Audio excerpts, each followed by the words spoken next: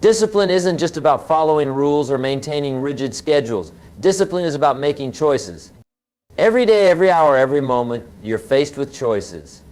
And the accumulation of those choices, my friends, determines the quality of your life. The disciplined person understands that small choices made consistently over time create extraordinary results. The undisciplined person makes the same small poor choices consistently over time and wonders why life hasn't treated them fairly. Let me tell you something that might surprise you. Success is not a matter of luck, circumstances, or even talent alone.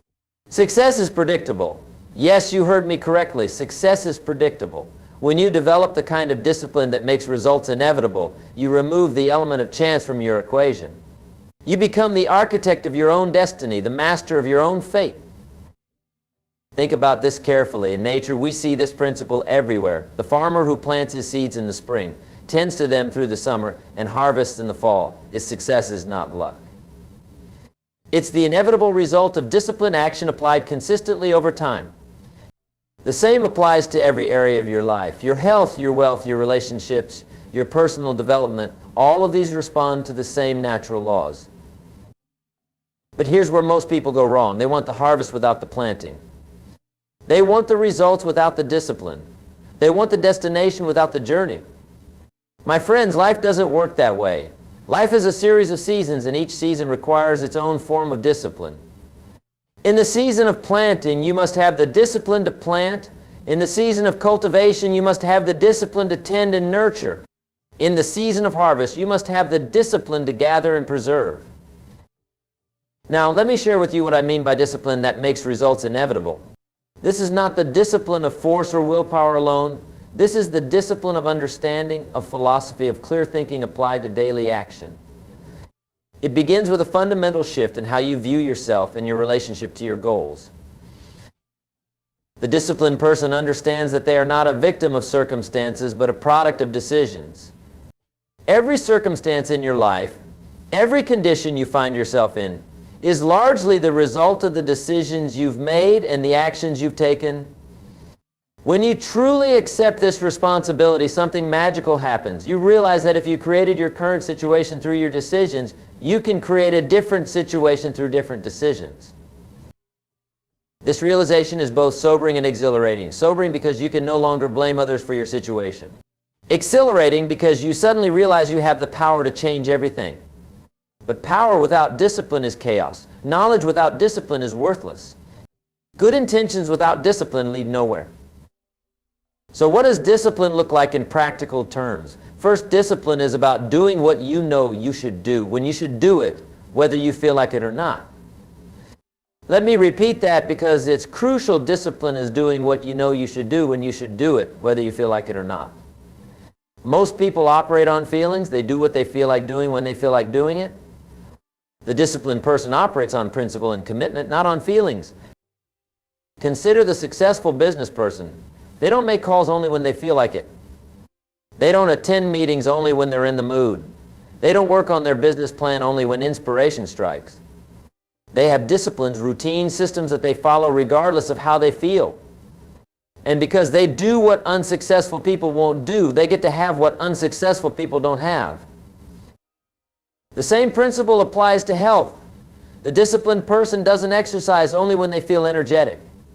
They don't eat well only when they're motivated. They have established patterns of behavior that serve their long-term goals rather than their momentary impulses. They understand that how you feel is not a reliable indicator of what you should do. Here's another crucial aspect of discipline that makes results inevitable: the discipline of consistency. Small disciplines repeated with consistency over time create major results. Small neglects repeated with consistency over time create major disasters. This is one of the most important things you'll ever understand about success and failure. Let me give you an example. Reading just 10 pages of a good book every day doesn't seem like much. 10 pages, anyone can do that. But 10 pages a day for a year is 3,650 pages, which is approximately 12 to 15 books, depending on their length. In 10 years, that's 120 to 150 books. Do you think reading 150 good books would change your life? Of course it would.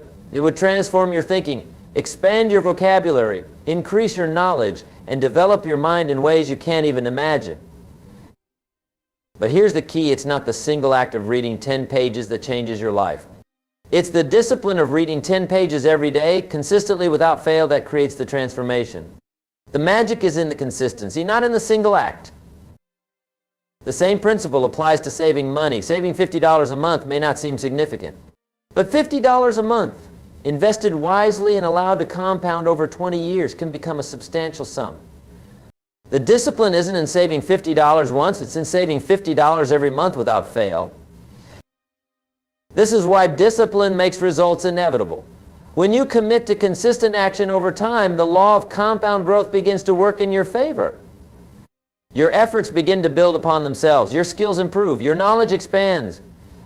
Your network grows. Your reputation develops. Your character strengthens, all because you maintain the discipline of consistency. But let me warn you about something. The beginning is always the hardest. When you start a new discipline, you won't see immediate results. In fact, the early stages of any discipline can be discouraging because the results seem so small compared to the effort. This is where most people quit. They plant seeds and expect to see trees the next day. Nature doesn't work that way, and neither does personal development. There's always a period of cultivation where you're working but not yet seeing the results you want. This is what I call the invisible progress phase. Progress is happening, but it's not yet visible to the naked eye. This is the most critical phase because this is where your commitment to discipline is truly tested. Think of it like building a skyscraper. You can work for months on the foundation, and to the casual observer, it looks like nothing is happening. But the construction workers know that the foundation is the most critical part of the entire project. Without a solid foundation, the building will eventually collapse. The same is true with personal discipline. The early stages, where you're building your foundation of consistent action, are the most important. Here's what the disciplined person understands that others don't. They focus on the process, not just the outcome. They fall in love with the daily disciplines that lead to their goals, not just the goals themselves. They understand that success is not an event, it's a process. And the process is made up of daily disciplines. Let me share with you the disciplines that make success inevitable in any area of life.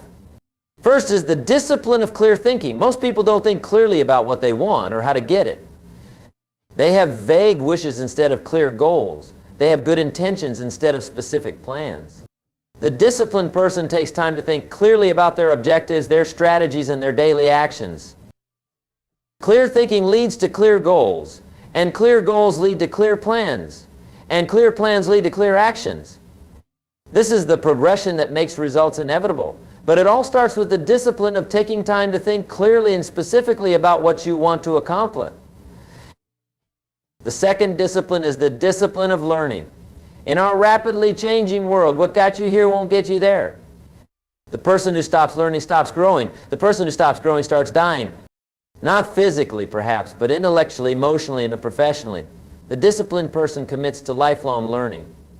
They read books, attend seminars, listen to educational programs, seek mentors, and constantly work to improve their knowledge and skills. Learning is not something you do once and then stop. Learning is a discipline you practice every day. The disciplined person asks themselves daily, what can I learn today that will make me more valuable, more skilled, more knowledgeable? They understand that in the new economy, your earning ability is directly related to your learning ability. The third discipline is the discipline of activity. Knowledge without action is worthless. You can read all the books, attend all the seminars, and listen to all the programs, but if you don't translate that knowledge into action, you'll remain exactly where you are. The disciplined person not only learns, but acts on what they learn. But not just any activity, focused activity. Busy work doesn't count. You can be busy and still be going nowhere. The disciplined person engages in activities that move them closer to their goals. They ask themselves regularly, is what I'm doing right now moving me closer to my objectives or further away? And they have the courage to stop doing things that don't serve their long-term goals, even if those things are comfortable or familiar. The fourth discipline is the discipline of measuring. What gets measured gets managed. What gets managed gets done. The disciplined person keeps track of their progress. They measure their results, analyze their performance, and make adjustments as needed. They understand that you can't manage what you don't measure. This means keeping records, tracking progress, and being honest about results. It means celebrating victories, no matter how small, and learning from setbacks, no matter how disappointing. The disciplined person sees both success and failure as information that helps them improve their approach. The fifth discipline is the discipline of time management. Time is the one resource we all have equally, regardless of our background, education, or circumstances. We all get 24 hours each day. The difference between successful and unsuccessful people is not how much time they have, but how they use the time they have. The disciplined person understands that time is their most valuable asset. They plan their time carefully, use it wisely, and protect it fiercely. They understand the difference between being busy and being productive. They focus on results, not just activity. They do first things first and don't let urgent but unimportant matters distract them from their primary objectives. Time management is really life management. How you spend your time is how you spend your life. The disciplined person makes conscious choices about how to invest their time to get the maximum return in terms of their goals and values. Now, let me share with you something that might challenge your current thinking. The disciplined person understands that discipline is not about depriving yourself of good things. True discipline is about giving yourself the best things. It's about making short-term sacrifices for long-term gains. It's about trading what you want now for what you want most. Most people think discipline is negative, giving up things, restricting yourself, living a life of limitations. But that's backwards thinking. Discipline is what gives you freedom. Financial discipline gives you the freedom from financial worry. Health discipline gives you the freedom of a strong, energetic body. Relationship discipline gives you the freedom of deep, meaningful connections with others. The undisciplined person is actually the one living a life of limitations. They're limited by their bad habits, their poor choices, their lack of skills, their unclear thinking. They're slaves to their impulses, their emotions, their circumstances. The disciplined person is free because they've learned to master themselves. Self-mastery is the highest form of discipline.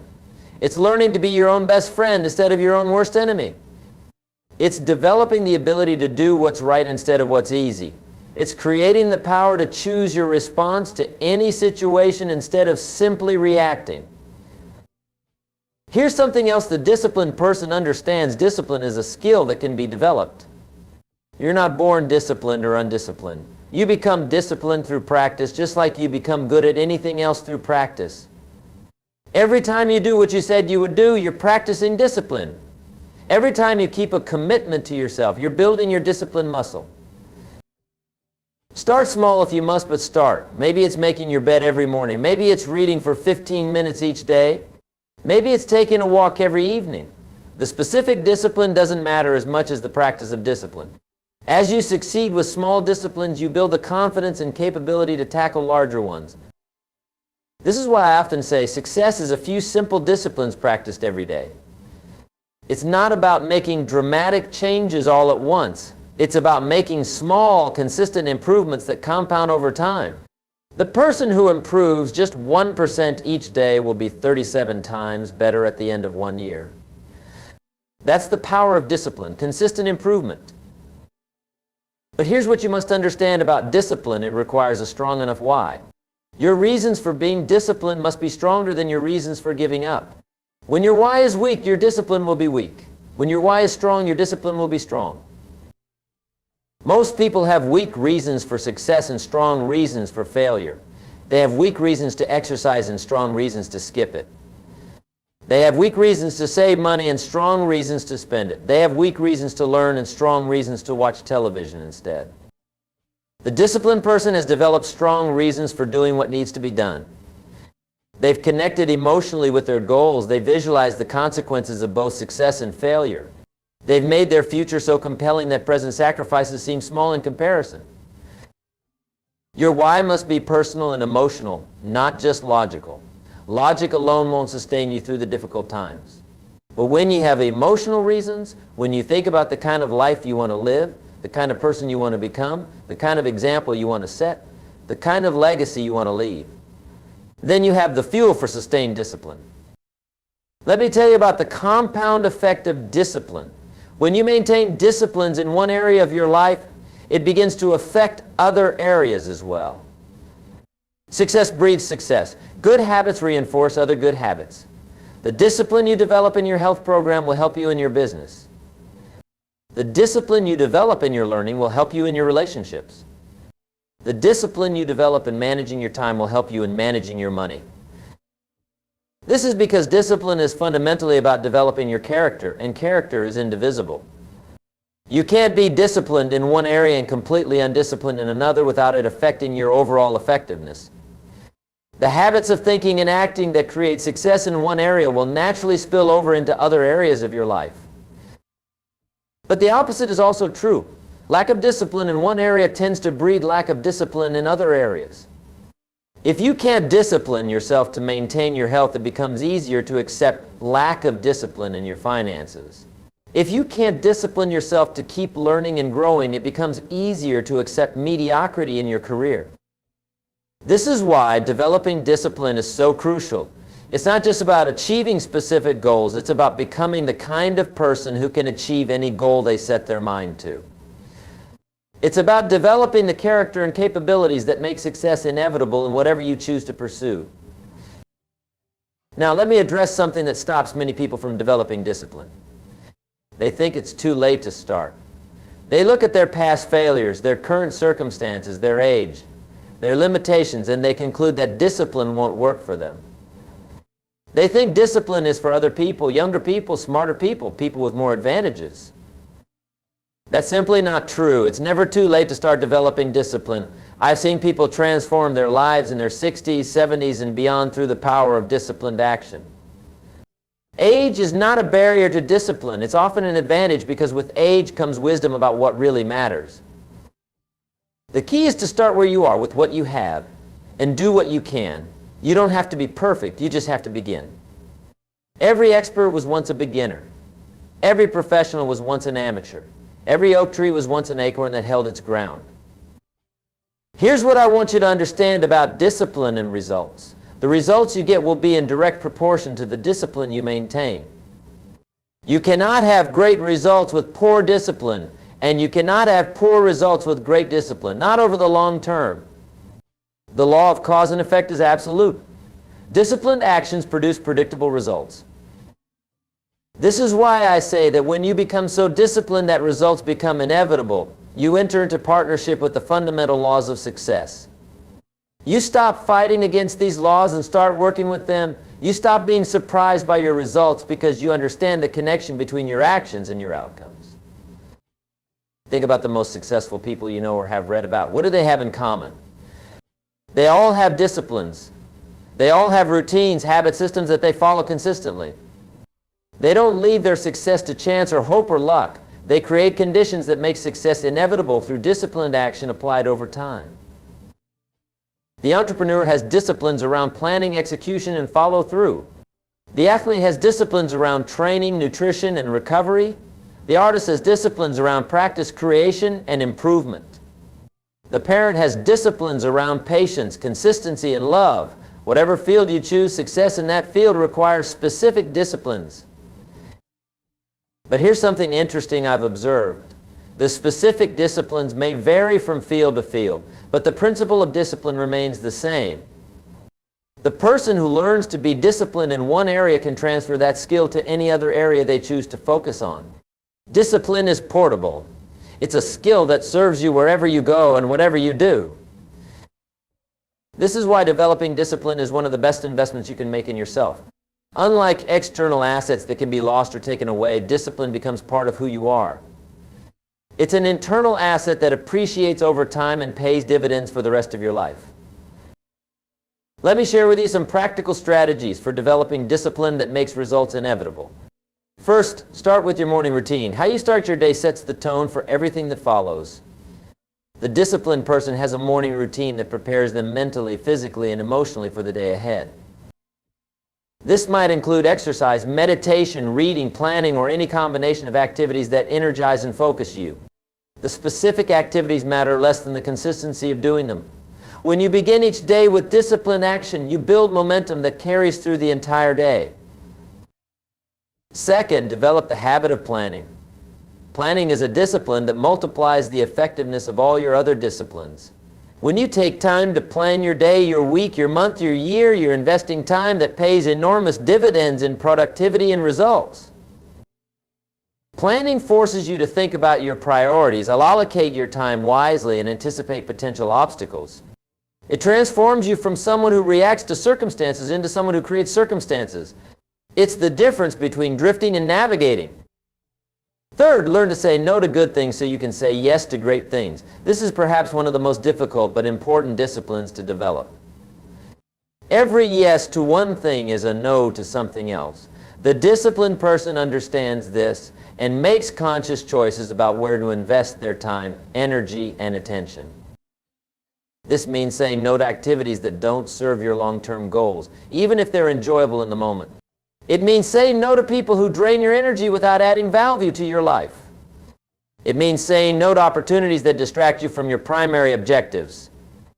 Fourth, develop the discipline of continuous improvement. Look for ways to get a little better every day. This might mean improving your skills, your knowledge, your habits, your relationships, or your character. The key is consistency. Small improvements made regularly compound into significant transformation over time. Ask yourself daily, how can I improve today? Then take action on the answer. Keep a journal of lessons learned, insights gained, and progress made. Celebrate small victories and learn from setbacks. Make improvement a way of life, not just an occasional activity. Fifth, surround yourself with disciplined people. The people you spend time with have a tremendous influence on your behavior, your thinking, and your results. If you want to be more disciplined, spend time with people who are disciplined. Their habits, their standards, their expectations will naturally influence yours. This doesn't mean you should abandon old friends, but it does mean you should be intentional about building relationships with people who inspire you to be your best self. Seek out mentors, join groups of like-minded individuals, and create an environment that supports your commitment to discipline. Now let me address the inevitable challenges you'll face as you develop discipline. There will be days when you don't feel like maintaining your disciplines. There will be times when you question whether it's worth it. There will be moments when you're tempted to quit and go back to your old ways. This is normal and expected. Everyone who has ever achieved anything significant has faced these moments of doubt and temptation. The difference between those who succeed and those who don't is how they handle these moments. The successful person has prepared for these challenges and has strategies for overcoming them. First, remember your why. When motivation is low, remember the reasons you started. Reconnect with your vision of what you want to create in your life. Think about the consequences of giving up versus the rewards of persisting. Second, focus on the process, not just the outcome. Instead of thinking about how far you have to go, focus on what you need to do today. Break your large goals into small, manageable daily actions. Success is a daily discipline, not a one-time event. Third, have an accountability system. This might be a mentor, a friend, a group, or even a journal where you track your progress. When you know someone is watching or when you have to report your progress, you're more likely to stay disciplined. Fourth, be patient with yourself while being firm with your standards. Discipline is a skill that takes time to develop. You'll make mistakes, have setbacks, and face obstacles. That's part of the process, not a reason to quit. Learn from your mistakes, adjust your approach, and keep moving forward. Here's something else that's crucial to understand. Discipline is not about perfection. It's about consistency. You don't have to be perfect to be disciplined. You just have to be consistent. The person who maintains their disciplines 80% of the time will achieve far better results than the person who's perfect for a short period and then quits. Progress, not perfection, should be your standard. As long as you're moving in the right direction more often than not, you're on the path to inevitable results. Don't let perfectionism become the enemy of progress. I want to share with you one of the most powerful realizations about discipline. It's self-reinforcing. The more disciplined you become, the easier it becomes to be disciplined. Each success builds confidence. Each kept commitment strengthens your character. Each disciplined action makes the next one easier. This is because discipline changes your identity. Instead of seeing yourself as someone who lacks willpower or can't stick to commitments, you begin to see yourself as a disciplined person. And when you see yourself as disciplined, you naturally act in ways that are consistent with that identity. This identity shift is crucial because behavior follows identity. If you see yourself as someone who exercises regularly, you'll find ways to exercise even when it's inconvenient. If you see yourself as someone who saves money, you'll naturally look for ways to reduce expenses and increase savings. If you see yourself as someone who keeps learning, you'll automatically seek out new information and skills. The disciplined person has learned to love the process of discipline itself. They understand that discipline is not a burden to be endured, but a tool to be embraced. They've discovered that the pain of discipline weighs ounces, but the pain of regret weighs tons. Let me tell you about the seasons of discipline. Just as nature has seasons, your journey of discipline will have seasons too. There will be seasons of planting where you're establishing new habits and routines. These seasons require faith because you're investing effort without seeing immediate results. There will be seasons of cultivation where you're maintaining your disciplines and working toward your goals. These seasons require patience because progress may seem slow and obstacles may seem large. There will be seasons of harvest where you begin to see the fruits of your disciplined efforts. These seasons require wisdom because it's easy to become complacent when things are going well. And there will be seasons of reflection and planning where you evaluate your progress and set new goals. These seasons require honesty because you must face both your successes and your failures. Understanding these seasons helps you maintain perspective during the difficult times and stay humble during the successful times. It helps you realize that setbacks are not permanent and that success requires ongoing effort. Here's something that might surprise you. The most successful people I know are not necessarily the most talented or the most intelligent. They're the most disciplined. They've learned to maximize their potential through consistent, focused effort over time. They understand that talent without discipline is wasted potential, but discipline without talent can still create extraordinary results. This should be encouraging to you because it means that regardless of your current circumstances, your background, your education, or your natural abilities, you can create better results through disciplined action. You don't have to be gifted to be successful, but you do have to be disciplined. Discipline levels the playing field. It allows ordinary people to achieve extraordinary results. It transforms average into exceptional. It turns dreams into reality. It makes the impossible possible. As we near the end of our time together, let me leave you with this thought. You have within you right now everything you need to begin living a more disciplined life. You don't need more time, more money, more education, or more opportunity. You need more discipline applied to what you already have. The resources you need are available. The opportunities you seek are present. The capabilities you require can be developed. What's missing is not something external, it's something internal. It's the decision to become disciplined, followed by the commitment to maintain that discipline regardless of circumstances. This decision, this commitment will change everything. It will change how you see yourself.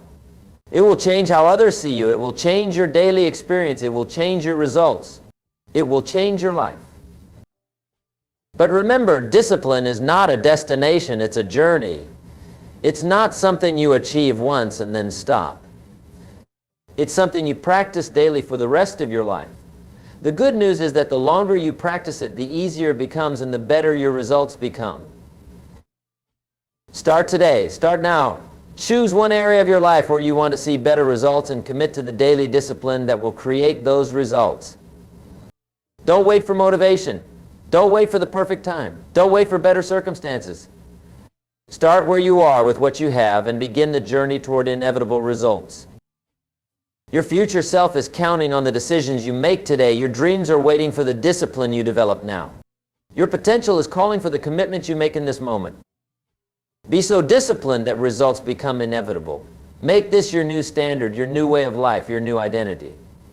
Embrace the power of discipline and watch as your life transforms in ways you never thought possible. The time for excuses is over. The time for discipline is now.